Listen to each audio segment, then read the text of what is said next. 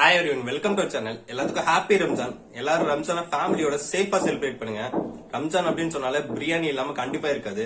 So நம்ம பார்க்க போறது என்னன்னு பாத்தீங்கன்னா பிரியாணி ரெசிபி தான். என்ன பிரியாணி அப்படின்னு பாத்தீங்கன்னா சிக்கன் 65 பிரியாணி. செமையா இருக்கும். வீடியோ ஸ்கிப் பண்ணாம பாருங்க. அண்ட் நம்ம சேனலை நீங்க இன்னும் சப்ஸ்கிரைப் பண்ண மாட்டீங்கன்னா மறக்காம சப்ஸ்கிரைப் பண்ணிடுங்க. நம்ம இப்ப வீடியோக்குள்ள போலாம். Hi friends, welcome back. So இன்றைக்கி நம்ம பார்க்க போகிறது சிக்கன் 65 பிரியாணி. நம்மள நிறைய பேருக்கு பிரியாணியில் போடுற சிக்கன் அவ்வளோ விரும்பி சாப்பிட மாட்டோம். ஆனால் சிக்கன் 65னா எல்லாருக்குமே பிடிக்கும். கிட்ஸ் அதுவும் ரொம்ப விரும்பி சாப்பிடுவாங்க. ஸோ நம்ம இன்றைக்கி சிக்கன் 65 பிரியாணி எப்படி பண்ணுறதுன்னு பார்க்கலாம் வாங்க. ஃபஸ்ட்டு நம்ம சிக்கன் மேரினேட் பண்ணி வச்சுக்கலாம். எவ்வளோ நேரம் நம்ம சிக்கன் மேரினேட் பண்ணுறோமோ அவ்வளோ டேஸ்டியாக நம்மளுக்கு இருக்கும். இஞ்சி பூண்டு விழுது சேர்த்துக்கோங்க,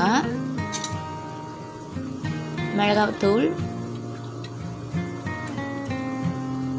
மல்லிப்பொடி, கொஞ்சமாக கரம் மசாலா, மஞ்சள் பொடி, தேவையான அளவு உப்பு சேர்த்துக்கோங்க, கடலை மாவு, கார்ன்ஃப்ளவர். நீங்கள் கடலை மாவு கார்ன்ஃப்ளவருக்கு பதிலாக அரிசி மாவும் மைதா கூட யூஸ் பண்ணிக்கலாம். கடைசியாக தயிர் சேர்த்து நல்லா கலந்து விடுங்க. தேவையான பொருட்கள் என்னன்னு பார்த்துடலாம். ஃபஸ்ட்டு சிக்கன் நல்லா மேரினேட் பண்ணி வச்சுக்கோங்க. அட்லீஸ்ட் ஒரு 2 hours வைக்கணும். அப்போ தான் மசாலாவும் பிடிக்கும், டேஸ்ட்டும் நம்மளுக்கு நல்லாயிருக்கும். ஓவர் நைட் வச்சா இன்னும் நல்லாயிருக்கும். பாஸ்மதி ரைஸ் நல்லா கழுகிட்டு அப்புறமா ஊற வைங்க. சமையல் எண்ணெய், நெய், தயிர், உப்பு, இஞ்சி பூண்டு விழுது, பட்டை, ஏலக்காய், கிராம்பு, மஞ்சள் பொடி, மிளகாய் பொடி. சிக்கன் ஒரு 3 பீஸ் கொழுப்போடு சேர்ந்து எடுத்து வச்சுருக்கேன். அதை ரைஸோடு சேர்க்க போகிறோம். நல்லா ஃப்ளேவர் கொடுக்கும்.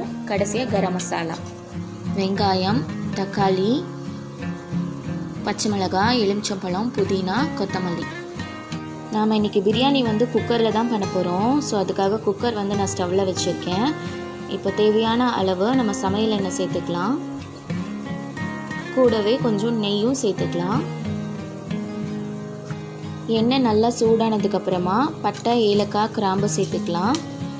பொரிஞ்ச உடனே நறுக்கின வெங்காயத்தை சேர்த்துக்கலாம். பச்சை மிளகாய் சேர்த்துக்கலாம். நேராக கீறிட்டு அதுக்கப்புறமா சேர்த்துக்கோங்க. வெங்காயம் நல்லா வணங்கினதுக்கப்புறமா இஞ்சி பூண்டு விழுது சேர்த்துக்கோங்க. இஞ்சி பூண்டு விழுது சேர்த்ததுக்கப்புறமா நல்லா மிக்ஸ் பண்ணுங்கள். ஏன்னா சீக்கிரம் அடி பிடிக்க ஆரம்பிச்சிடும். அடி பிடிச்சிங்கன்னா நம்மளுக்கு டேஸ்ட்டே மாறிடும். ஸோ பச்சை வாசனை போகிற வரை நல்லா வேக விடுங்க. சிக்கன் பீசஸ் ஆட் பண்ணிக்கோங்க. நல்ல கொழுப்போடு சேர்ந்த சிக்கன் சேர்த்திங்கன்னா ரைஸில் நல்ல ஃப்ளேவர் கிடைக்கும். சிக்கன் 65 பிரியாணி பண்ணுறதுனால கடைசியில் தான் நம்ம சிக்கன் ஆட் பண்ணுவோம். ஸோ ரைஸ் பிளாண்டாக இருக்கும். அதுக்காக இப்போவே ஒரு 3 பீஸ் சிக்கன் ஆட் பண்ணிக்கோங்க. சிக்கன் லைட்டாக வணங்கினதுக்கப்புறமா தக்காளி சேர்த்துக்கோங்க. நல்லா கிளறி விடுங்க. தேவையான அளவு உப்பு சேர்த்துக்கோங்க. நல்லா மிக்ஸ் பண்ணி விடுங்க. தக்காளி நல்லா மசிஞ்சதுக்கப்புறமா மஞ்சள் பொடி சேர்த்துக்கோங்க, மிளகாய் பொடி, கரம் மசாலா,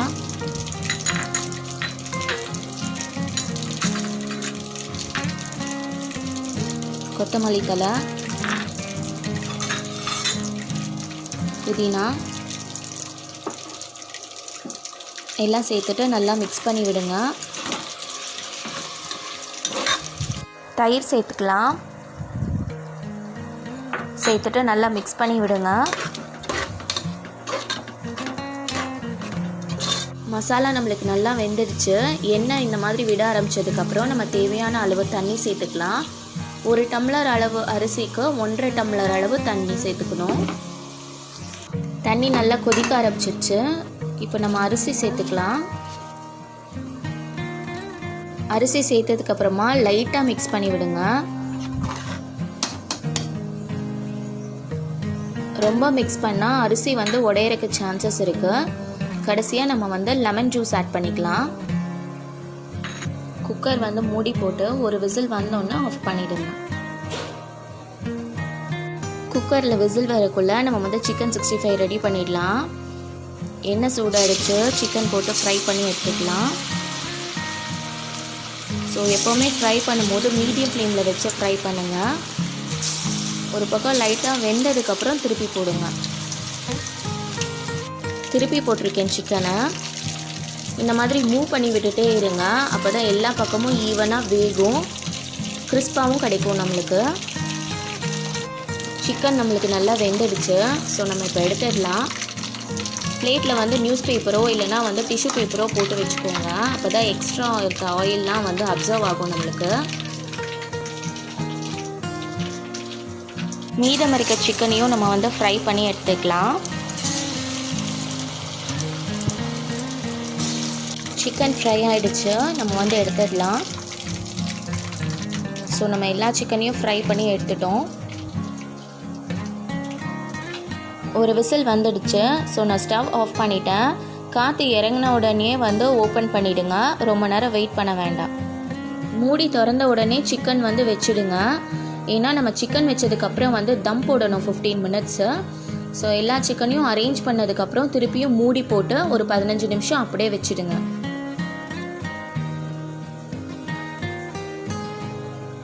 நம்ம இப்போ குக்கர் வந்து மூடிட்டு தம் போட்டிருக்கோம்.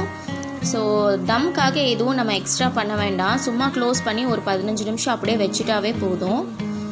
15 மினிட்ஸ் ஆயிடுச்சு. நம்மளோட பிரியாணி பாருங்கள், சூப்பர்பாக இருக்குது. ரைஸ் பாருங்கள், நம்மளுக்கு நல்லா உதிரி உதிரியாக வந்திருக்கு. நம்மளோட சிக்கன் 65 பிரியாணி ரெடி ஆகிடுச்சு. பார்க்கவே கலர்ஃபுல்லாக இருக்குது, டேஸ்ட்டும் செமையாக இருக்கும்.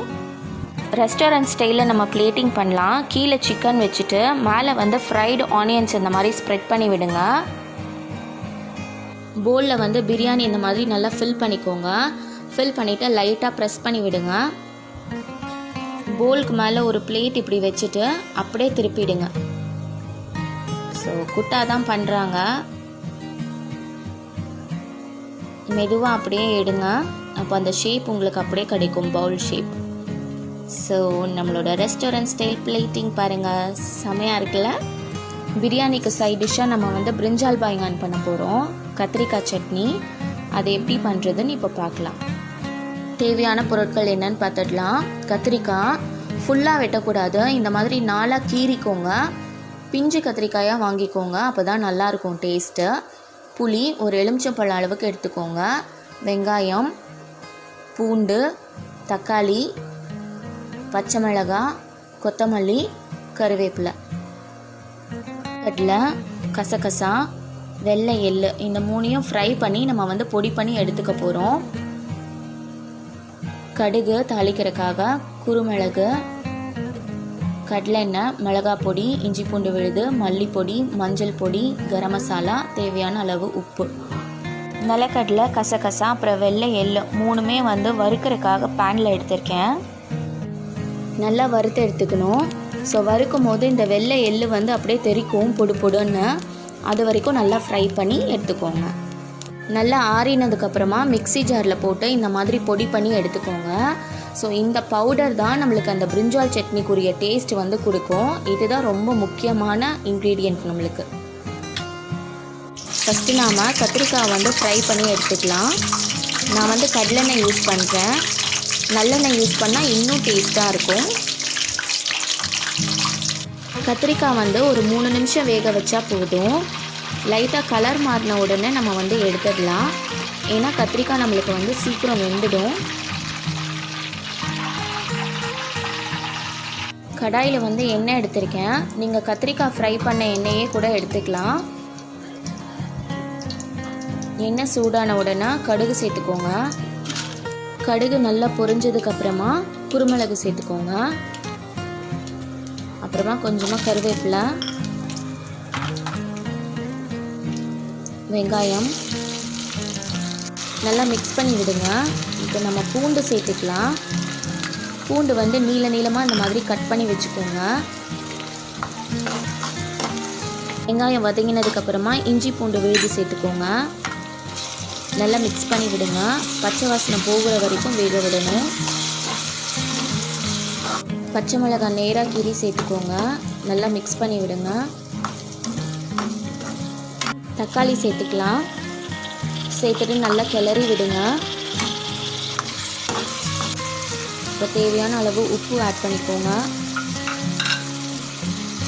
நல்லா மிக்ஸ் பண்ணி விடுங்க. மசாலா எல்லாம் சேர்த்திக்கலாம். கரம் மசாலா, மிளகா பொடி, மல்லிப்பொடி, மஞ்சள் பொடி எல்லாம் சேர்த்துட்டு நல்லா மிக்ஸ் பண்ணி விடுங்க. நாம் அரைச்ச அந்த கடலை பொடி வந்து சேர்த்துக்கலாம். சேர்த்துட்டு நல்லா மிக்ஸ் பண்ணி விடுங்க. மசாலாலேருந்து இந்த மாதிரி எண்ணெய் விட ஆரம்பித்ததுக்கப்புறம் புளி தண்ணி சேர்த்துக்கோங்க. சேர்த்துட்டு நல்லா மிக்ஸ் பண்ணி விடுங்க. கிரேவிக்கு தேவையான அளவு தண்ணி சேர்த்துக்கலாம். கிரேவி நல்லா கொதிச்சதுக்கப்புறம் கத்திரிக்காய் சேர்த்துக்கோங்க. ஸோ நம்மளுக்கு கத்திரிக்காய் ஏற்கனவே ஃப்ரை பண்ணி எடுத்தனால நல்லா வெந்து தான் இருக்கும். போட்டு ஒரு கொதி வந்ததுக்கப்புறம் நம்ம வந்து இறக்கிடலாம். நல்லா மிக்ஸ் பண்ணி விடுங்க. கத்திரிக்காய் நல்லா வெந்துடுச்சு. சைட்லலாம் எண்ணெய் பிரிய ஆரம்பிச்சிருச்சு. ஸோ நம்மளோட கத்திரிக்காய் சட்னி இப்போது ரெடி. கடைசியாக கொத்தமல்லி தழை தூவி நம்ம வந்து இறக்கிடலாம். நீங்கள் ஸ்டோர் பண்ணி சாப்பிட போகிறீங்கன்னா கடைசியில் வினிகர் ஆட் பண்ணிக்கோங்க, கெட்டு போகாது. ஸோ நம்மளோட டிஷ்ஷஸ்லாம் இப்போ ரெடி ஆகிடுச்சு. சிக்கன் 65 பிரியாணி, கத்திரிக்காய் சட்னி, அப்புறமா வந்து ஆனியன் ரைத்தா. நீங்களும் வீட்டில் ட்ரை பண்ணுங்கள் இந்த சிக்கன் 65 பிரியாணி. தனித்தனியாக பிரியாணி சிக்கன் 65ன்னு செய்கிறக்கு இந்த மாதிரி ஒரேடியாக பண்ணிங்கன்னா உங்களுக்கு டைமும் மிச்சம், டேஸ்டியாகவும் இருக்கும். ஸோ கண்டிப்பாக நீங்கள் வீட்டில் ட்ரை பண்ணிவிட்டு எப்படி இருக்குன்னு எனக்கு கமெண்ட்டில் போஸ்ட் பண்ணுங்கள். தேங்க்யூ. வீடியோ பார்த்துப்பீங்க, கண்டிப்பா உங்களுக்கு பிடிச்சிருக்கும்னு நினைக்கிறேன். நீங்களும் வீட்ல இதை ட்ரை பண்ணி பாருங்க. ட்ரை பண்ணிட்டு எப்படி வந்திருக்கு அப்படிங்கறத கமெண்ட் செக்ஷன்ல மறக்காம பதிவு பண்ணுங்க. அண்ட் நம்ம சேனல்ல ஏதாவது டிஃபரெண்டான ரெசிபிஸ் இல்ல டிஃபரெண்டான கண்டென்ட் போடணும் அப்படின்னாலும் அதையும் கமெண்ட் செக்ஷன்ல பதிவு பண்ணுங்க. அண்ட் இந்த வீடியோ உங்களுக்கு ரொம்ப பிடிச்சிருந்துச்சு அப்படின்னா லைக் பண்ணுங்க, உங்க ஃப்ரெண்ட்ஸ் அண்ட் ஃபேமிலிஸோட மறக்காம ஷேர் பண்ணுங்க. நான் இன்னொரு வீடியோல உங்களுக்கு மீட் பண்றேன். தேங்க்யூ.